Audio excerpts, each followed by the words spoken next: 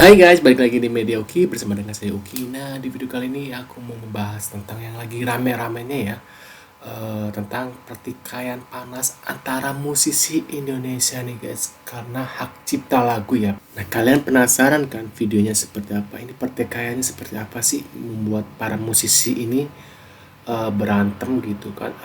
Tonton videonya sampai selesai guys. Pertikaian antar musisi sudah jamak terjadi sejak musik sudah menjadi industri. Tidak hanya antar musisi berbeda band dan genre, bahkan rekan satu band pun kerap terjadi pertikaian. Pertikaian itu ada yang berakhir damai, namun ada juga yang masih panas hingga sekarang. Maraknya pengguna media sosial dewasa ini membuat perseteruan antara pemusik mudah menarik perhatian publik. Perseteruan ini biasanya dapat menjadi lebih lucu, kreatif, atau bahkan sampai kurang elegan.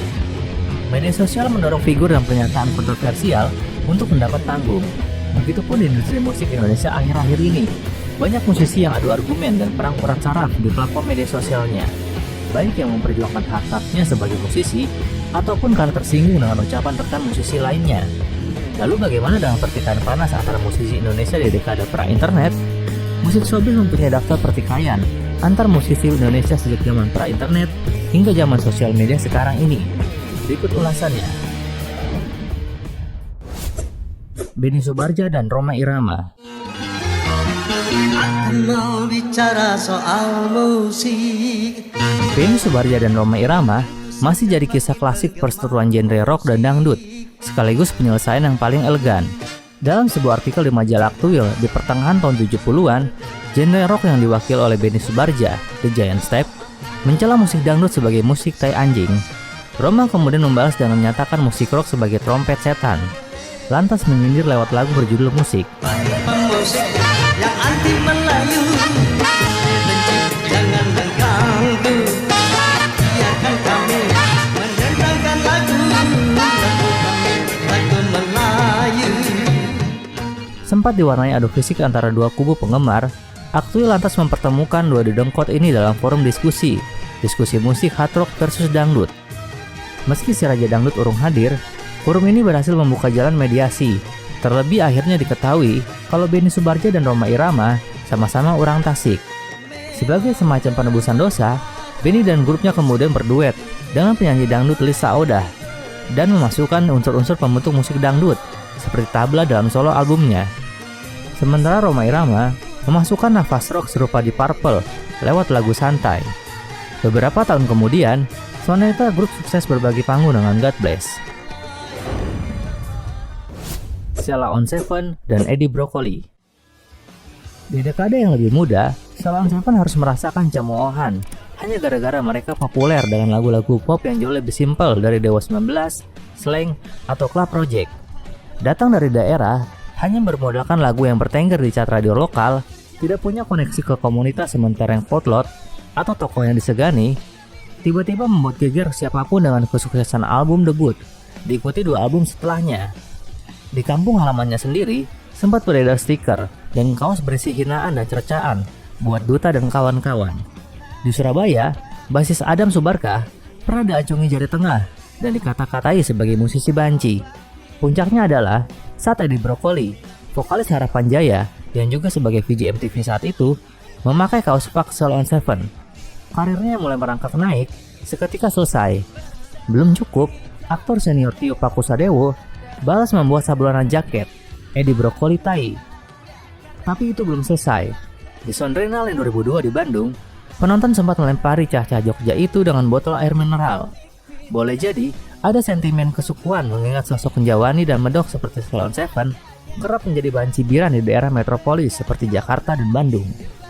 Namun semua kontroversi itu selesai ketika Sheila on 7 bisa membuktikan bahwa mereka kini menjadi salah satu band legenda yang dihormati dan dikagumi publik dan musisi generasi terkini.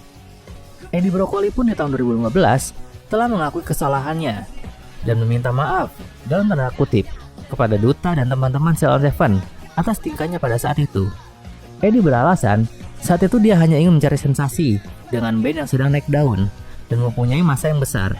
Kebetulan band yang mempunyai syarat seperti itu ada di Sheila on 7. Rhoma Irama dan Inul Daratista. Jika sebelumnya Satria Bergitar mendapat cercaan dari genre lain, Kali ini giliran Bang Haji memberi komentar miring terhadap biduan di kancah musik dangdut. Awal tahun 2003, Inul Daratista mendapat lampu sorot dari media nasional akan aksi goyang ngebor. Bang Haji menyatakan kegerahannya karena menganggap penyanyi bernama asli Ainur Rohimah ini telah menodai citra dangdut yang selama ini telah ia bangun. Ia menyebut Inul telah melemparkan dangdut ke comberan setelah Inul membawakan lagu cincin kawin ciptaannya dengan tambahan goyangan ngebor, seperti yang diberitakan di majalah Tempo. Bang Haji yang berang bahkan mengajak paguyuban artis musik Melayu Indonesia atau PAMI untuk meminta stasiun televisi memboikot Inul. Inul yang berangkat dari sirkuit musik dangdut Tapal Kuda Jawa Timur mendapat dukungan di sana-sini, mulai dari seniman senior Titik Puspa hingga Gus Dur.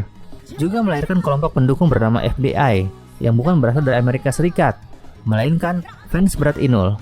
Perkara goyang ngebor melebar sampai tingkat organisasi Majelis Ulama Indonesia. Ketua Majelis Ulama Fatwa MUI, Kiai Haji Ma'ruf Amin, menyatakan goyang ngebor Inul haram karena menampilkan gerakan yang erotis. Fatwa haram ini membuat beberapa pihak menyerukan boikot atas penampilan Inul, seperti MUI Solo dan Majelis Mujahidin yang berbasis di Yogyakarta. Inul Daratista sempat menemui Rhoma Irama untuk mencari jalan keluar atas masalah tersebut. Inul Daratista dengan mata sembabnya terlihat mencium tangan Rhoma Irama sebagai wujud perdamaian. Selang 3 tahun kemudian, gesekan ini kembali memanas saat rapat dengar pendapat pembahasan RUU pornografi dan porno aksi di DPR.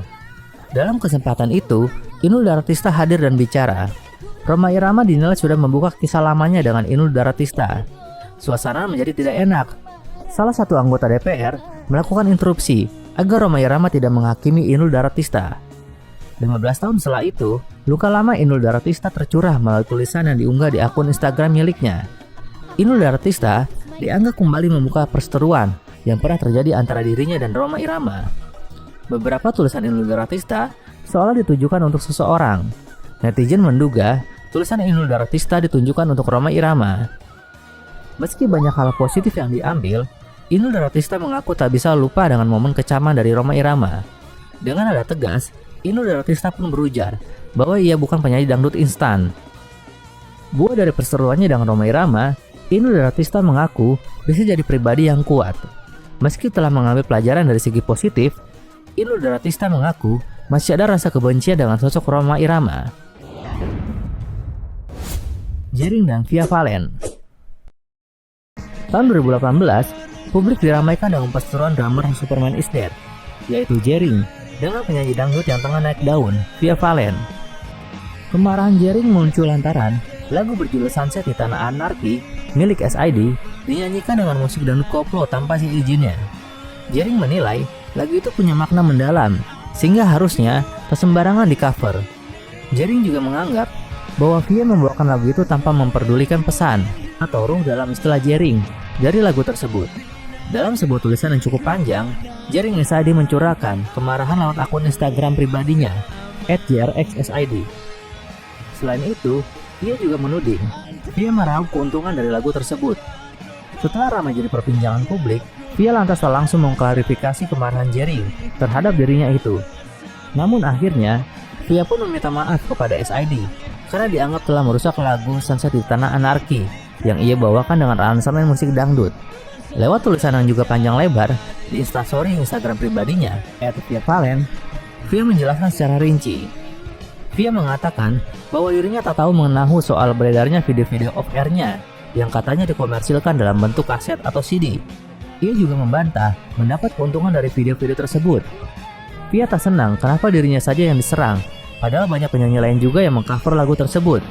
Puncaknya, Via marah lantaran Jering menulis kata-kata tak pantas yang menyamakan Via dengan istilah fucking whore. Jika benang reward ini diurut, maka terlihat beberapa kesimpulan yang bisa diambil. Pertama, Jering tidak tahu menahu tentang sistem distribusi musik dangdut koplo, sekaligus cuek terhadap hak cipta. Kedua, Via dan manajemennya naif perihal hak cipta dalam kewajiban para perkara royalti. Andika Kangen Band dan Triswaka. Nama Triswaka dan Andika Kangen Band sempat menjadi perbincangan di dunia maya pada tahun 2022. Semua berawal dari video parodi yang dibuat Triswaka dan Zinedine Zidane. Dalam video tersebut, mereka menyanyikan lagu Kangen Band berjudul Selingkuh dan penantian yang tertunda. Sombong amat, sombong amat.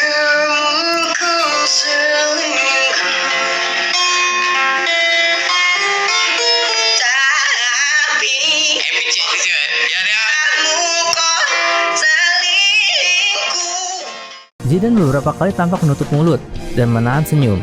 Video itu kemudian viral dan mendapat caci maki warganet. Banyak warganet yang menganggap Triswaka dan Zinedine Zidane tidak menghormati musikus senior Andika Kangen Band. Tak berhenti sampai situ saja, keduanya juga sempat melakukan hal serupa ketika mengcover lagu Armada yang bertajuk Harusnya Aku. Lagi-lagi, aksi mereka dituding menyindir penyanyi aslinya, Rizal Armada. Menurut Andika, ia tidak marah dengan perilaku Triswaka dan berharap mereka cepat menyadari perbuatannya. Namun Triswaka dan Zinedine Zidane kemudian viral di media sosial Twitter. Mereka mendapat hujatan, bahkan juga dibanding-bandingkan dengan musisi senior asal Yogyakarta, Sheila on 7. Setelah itu, Triswaka dan Zinedine Zidane mengunggah permintaan maaf lewat video di media sosial masing-masing. Perkara Triswaka dan Andika Kangen Band menjadi semakin panjang setelah Andika Mahesa melayangkan somasi kepada Triswaka dan Zinedine Zidane.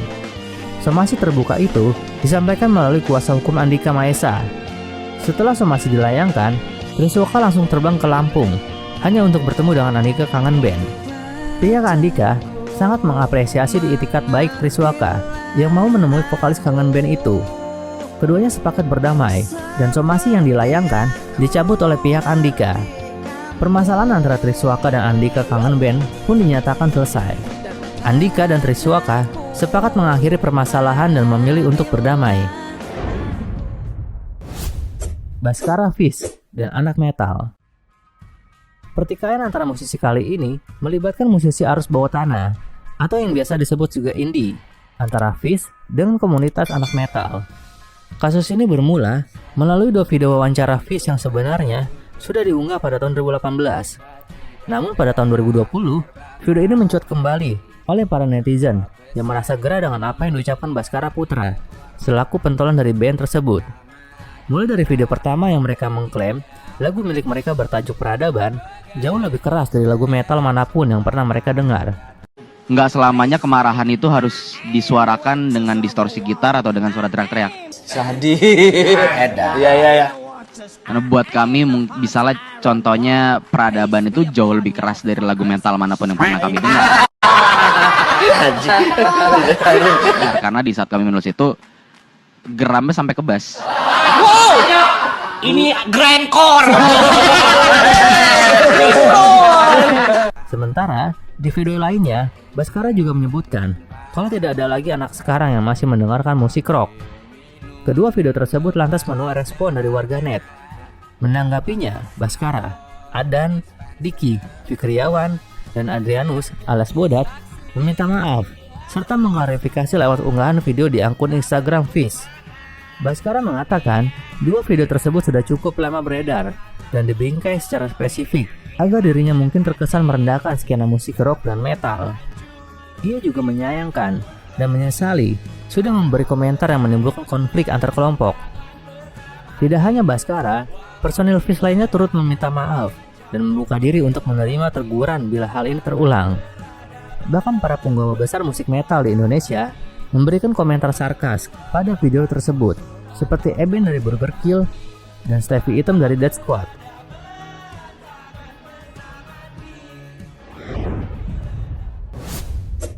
Posan Tobing dan Kotak. Kerabat Kotak nampaknya harus lebih bersabar melihat reuni personil original Kotak di atas panggung. Pasalnya, di media sosial, Posan Tobing ex-drummer pertama Kotak gencar menyerang personil Kotak di belakangan ini.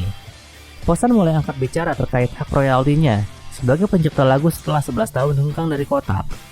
Posan Tobing sendiri memutuskan untuk keluar dari band Kotak pada tahun 2011 lalu. Melalui unggahan di Instagram pribadinya, Posan mengunggah video wawancara Tantrik Kotak yang membuatnya merasa sakit hati. Posan sendiri mengungkapkan alasan mengapa dirinya baru bersuara setelah 11 tahun lamanya diam. Menurut Posan, dirinya merasa tersinggung dan kecewa dengan pernyataan Tantrik Kotak saat diwawancarai terkait alasan hanya bertiga dan tidak menambah personil baru untuk menggantikan posisi drummer. Posan juga menyinggung perihal performance royalti dari lagu-lagu Kotak yang ia ciptakan. Adapun Posan membeberkan beberapa lagu yang turut dia ciptakan, seperti Pelan-Pelan Saja, Masih Cinta, Selalu Cinta, Tinggalkan Saja, Cinta Jangan Pergi, hingga lagu Kerabat Kotak. Posan juga mengaku tak ada izin dari Kotak menggunakan lagu-lagu ciptaannya. Lebih lanjut, Posan Tobing meminta agar Kotak segera menemuinya dan membicarakan perihal masalah tersebut. Menurut Posan, hal yang penting untuk menyembuhkan rasa sakit hatinya ialah bertemu secara langsung. Ditulis seperti itu, personel aktif band Kotak, Tantri, Sheila, dan Chua buka suara usai mereka dituding belum membayar royalti bagian ex drummer mereka, Posan Tobing. Mereka menjelaskan, royalti performance right milik Posan Tobing bukan tanggung jawab Kotak, melainkan Lembaga Manajemen Kolektif atau LMK. Hal tersebut juga telah tercantum dalam aturan pemerintah mengenai hak cipta. Dalam kesempatan itu, Sheila juga meluruskan tudingan bahwa Posan merupakan pencipta sejumlah lagu hit Kotak. Gitaris Kotak itu kemudian menjelaskan bahwa lagu-lagu tersebut diciptakan bersama dengan personil lain, termasuk penulis lagu Pai dan Dewi. Sheila juga menjelaskan presentasi para penulis di setiap lagu tersebut. Di akhir video, mereka juga menjelaskan klaim Posan yang menyebutkan para personil memutus hubungan dengan dirinya karena telah memblok media sosial. Tantri mengakui bahwa para personil aktif memblok media sosial Posan, tetapi menegaskan bahwa hubungan mereka baik-baik saja. Di sisi lain, Chua juga mengungkapkan bahwa mereka bertiga masih mengingat kontribusi Posan terhadap Kotak sebelum memutuskan hengkang. Hingga kini, Posan masih memperjuangkan haknya sebagai pencipta beberapa lagu Kotak. Lagi-lagi, masalah hak cipta royalti dan performing rights jadi PR besar industri musik tanah air. Ahmad Dhani dan Once. Perselisihan antara Dhani dan Once bermula ketika mereka bersiap untuk konser 30 tahun Dewa 19 yang digelar di Jakarta International Stadium atau JIS pada 4 Februari 2023. Dalam sebuah video yang diunggah akun Ahmad Dhani dalam berita di YouTube pada 2 Februari 2023, Dhani dan Once terlibat debat terkait pemilihan lagu yang akan ditampilkan dalam konser. Kita keluarin semua, yang tahun depan nonton apa? Ini kan dia akan gede. Ini tahun depan akan gede juga. Iya makanya dimainin semua. Katanya apa dimainin? Iya tahun depan. Emang karir kita tahun 2023 doang. Namun momen latihan pra-konser tersebut rupanya bukan terakhir perselisihan Dhani dan Once. Sejumlah komentar-komentar juga menunjukkan ada tensi antara keduanya. Hal itu tertangkap dalam video dokumenter Mata Najwa soal konser Dewa 19 tersebut yang tayang pada 12 Februari 2023. Aku ada penyanyi yang agak rewel yaitu Once. Jadi aku sebenarnya yang dia nggak mau gitu. Kan konsernya Dewa lagi Dewa. Rampung konser pada 22 Februari, banyak berita beredar bahwa Once Michael menolak untuk membayar royalti lagu Dewa 19. Namun Once menjelaskan, persoalan itu tengah dibahas bersama Ahmad Dhani.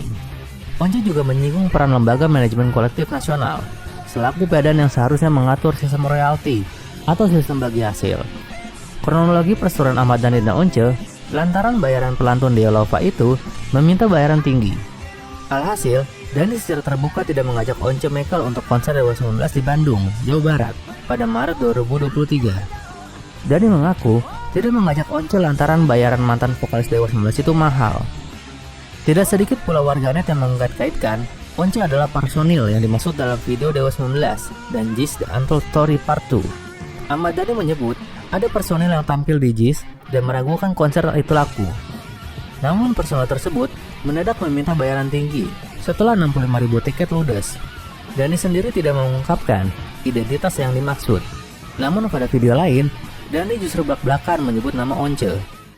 Konflik rupanya semakin meruncing saat Ahmad Dhani secara terbuka melarang Once menyanyikan lagu-lagu Dewa 19. Larangan itu diumumkan Dhani dengan alasan demi kelancaran rencana tur band Dewa yang sedang dan akan berlangsung hingga setelah Lebaran. Pada 31 Maret, Once Michael akhirnya buka suara. Once menyadari bahwa larangan Ahmad Dhani itu mungkin akan membuat penyelenggara acara khawatir saat mengundang dirinya. Pengacara Once yang juga hadir dalam kesempatan itu, Panji Prasetyo, mengatakan aksi Ahmad Dhani memang sudah diperkirakan akan membawa undang-undang hak cipta pasal 9. Meski begitu, tetap ada aturan yang mengatur soal hak tersebut. Sementara itu, Once mengatakan dirinya sudah merasa cukup beruntung memiliki pengalaman bersama Dewa 19. Ditambah dengan berpegang aturan tersebut, Once merasa tidak melanggar apapun. Pada 31 Maret, Ahmad Dhani melalui pengacaranya, Aldwin Rahadian, mengatakan Once masih bisa membawakan lagu Dewa 19 yang merupakan ciptaan sang solois dengan Dhani. Lagu yang dimaksud berjudul Cemburu dari album Bintang 5. Puncak ketegangan antara Dhani dan Once terjadi ketika mereka bertemu di gedung Kementerian Hukum dan Hak Asasi Manusia. Dhani menyampaikan langsung larangan kepada Once.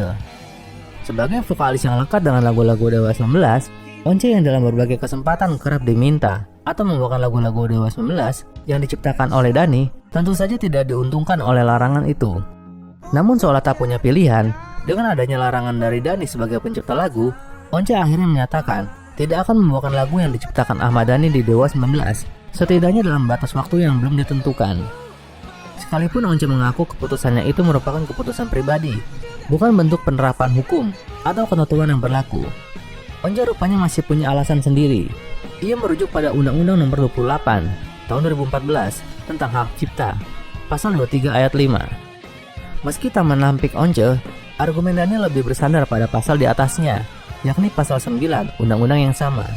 Namun keduanya bersepakat bahwa sejatinya sebagai penyanyi, termasuk Once tidak punya kewajiban untuk membayar royalti, karena yang berkewajiban membayarkan itu adalah penyelenggara kegiatan atau event organizer kepada pencipta atau pemegang hak cipta. Nah, gimana setelah nonton videonya?